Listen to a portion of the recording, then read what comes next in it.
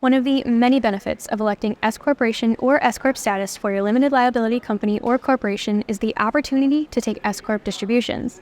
Distributions are a company's profits passed through to its owners or shareholders. And the best part is they aren't considered wages, so they aren't taxed as wages. Because of this, the S Corp distribution tax rate is much lower than the tax rate for a salary. This video guide will help you understand the purpose of distributions, the ins and outs of taking distributions from your S Corp, and how the IRS taxes them. But if you've just started thinking about starting an S Corp and aren't sure where to begin, check out our How to Start an S Corp guide linked below. Now, before we break down S Corp distributions, let's take a moment to understand what an S Corp is. What is an S Corp? An S Corporation is a tax designation used by LLCs and corporations. Businesses typically elect for S Corp status because, if timed right, it has the potential to save business owners money on their taxes. With an LLC or corporation, the IRS considers its owners or members to be employees. In an S Corp, these employees must receive a reasonable salary for any work they perform for the organization. After an S Corp pays its reasonable salaries, then its members can receive any profits left over in the form of distributions. That's where the real tax benefits come in. S Corp owners receive compensation in two ways. First, as reasonable salaries. This is the money S Corp owners pay themselves through the company. Second, as distributions. These are company profits and losses, which pass through an S Corp to individual members. The major difference between the two is that salaries are considered wages and are subject to income tax and self-employment tax.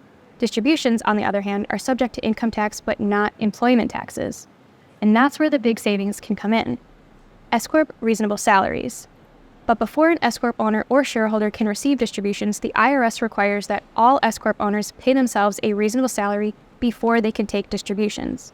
It gets tricky because the definition of a reasonable salary is intentionally vague due to the fact that it can vary by industry and role. For more about determining a reasonable salary, see our comprehensive guide linked below. But generally speaking, a reasonable salary means paying yourself a wage you'd pay someone else with similar experience to perform the same job. Now that you've paid yourself a reasonable salary, you can potentially receive distributions. So what are distributions and how can they benefit you? What are distributions? Distributions are the company's profits and losses that are passed on to its owners or shareholders. The best thing about distributions is that they receive a lower tax rate than wages. So one of the main benefits of an S Corp is that distributions offer owners a way to withdraw profits from the company separate from their wages and at a lower tax rate. S Corps must allocate distributions to shareholders based on their ownership percentage. This amount is determined by looking at their purchase of shares or the company's operating agreement. Here are some other key factors about distributions. You don't have to take a distribution from your S Corp. You can choose to take neither a distribution nor a reasonable salary, but there's a catch. If you wish to take distributions in the future, you will have to first pay yourself a reasonable salary for all the years you haven't before you can receive any distributions. S Corp distribution tax rate. So what exactly is the S Corp distribution tax rate? Your reasonable salary is subject to both payroll and income taxes. Payroll taxes are taxed at a rate of just over 15% and are used to fund Social Security and Medicare. Distributions are not subject to payroll taxes.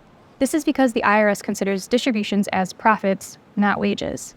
As an owner, it makes sense that you would want to take advantage of that and take as much in distributions as possible to save more on your taxes. However, if members of an S Corp pay themselves a lower than reasonable salary to take larger distributions, they can face increased scrutiny from the IRS.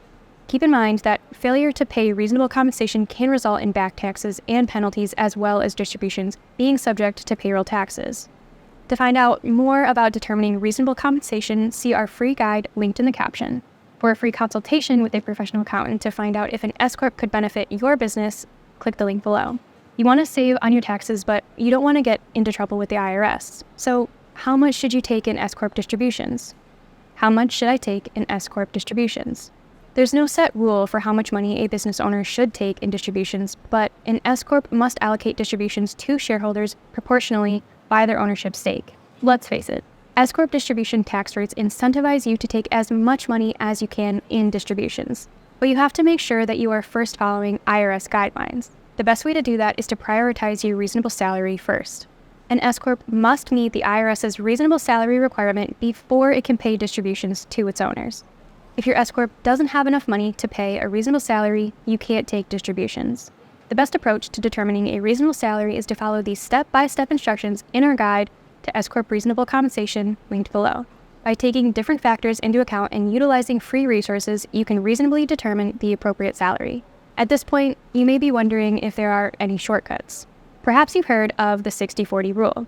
With the IRS's big guidelines for reasonable compensation, it's no wonder the business world has come up with its own. You may have heard that S Corps often follow the 60-40 rule when issuing distributions. This rule guides S Corps to pay 60% of their revenue as salaries and the other 40% as distributions. But keep in mind that because S Corps are considered tax-advantaged, they attract increased IRS scrutiny. So there's really no shortcut to taking the proper steps to ensure your salary meets IRS requirements. After all, the 60-40 rule is simply an arbitrary rule. You can't use it to justify your salary to distribution ratio to the IRS. In a moment, we'll look at a few examples of how an S Corp distribution might look for different businesses. But first, are distributions reported the same as taxes? Reporting S Corp distributions. Well, you do have to report any distributions you receive from your S Corp on your annual tax return. You do this by filing Schedule K-1. This form lists what each shareholder made in profits or losses for a given tax year. Form W-2, Wage and Tax Statement. This form reports an employee's income and all taxes withheld from their wages. And Form 1040, U.S. Individual Tax Return. This is the form you use to file your personal income taxes. To complete this form, you'll need to use information from your W-2 to report your S Corp salary. Use Schedule E to report and pay personal income taxes on distributions. Additionally, the S Corp will file Form 1120S, U.S. Income Tax Return for an S Corporation. This form reports on the business's income, gains, losses, tax credits, and tax deductions. To access links to these forms, as well as more info, check out our free guide to filing S Corp taxes linked below. Now, before we go, let's take a quick look at how a salary and distribution ratio might look for different businesses. S Corp distribution examples. Here are two examples of how distributions might work out in a real-world scenario. Example 1. Let's say you're a member of a digital design S Corp in Austin, Texas, and you have a 40% share in your company. There are 3 other members who each have a 20% share in the company. Your S Corp has an annual net profit of $500,000, and after paying your 4 members each a reasonable salary of $76,000, you have around $196,000 in profits left in distributions. The 3 members who own 20% will each receive $39,200 in distributions, while you'll receive $78,400 given your 40% ownership stake. Example 2. Let's now assume you're the sole member of a marketing S Corp in San Francisco with an annual net profit of $90,000. Research shows that the reasonable salary for a marketing manager in your area is about $110,000 per year. For this reason, you can't pay yourself a reasonable salary and you don't take any distributions. You'll also need to pay back any reasonable salary owed before you could take future distributions. S Corporation distributions key takeaways. So, what are the most important things we learned today? S Corp status allows owners of growing and small businesses to enjoy the net profits of their company at a lower tax rate while still paying themselves a reasonable salary. S Corps require heightened diligence when filing taxes, but the potential tax savings and advantage of taking distributions can be well worth the effort. Distributions allow owners to enjoy a portion of the profits of their business at a significantly lower tax rate. Owners are only allowed to take distributions after paying themselves a reasonable salary. Ready to learn more about S Corps? Click our What is an S Corporation guide link to learn more and decide if an S Corp is right for your business. You'll also find links below to several other free S Corp guides and tools. Take a moment to like and subscribe so you can receive more useful information from TRUiC, where we provide resources and help businesses form and grow.